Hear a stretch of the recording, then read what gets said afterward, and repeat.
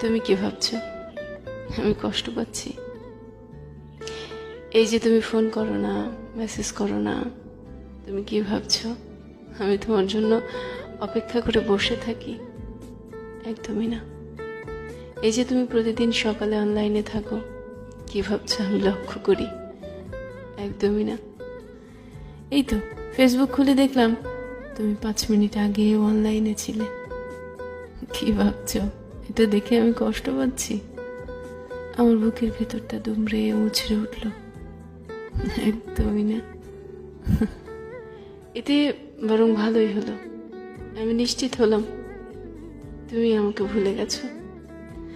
আমিও আর আশা করব না তুমি কোনোদিন ফিরে আসবে বলে।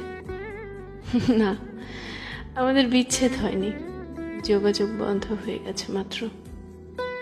তুমি আমাকে কোথাও থেকে ব্লক করোনি,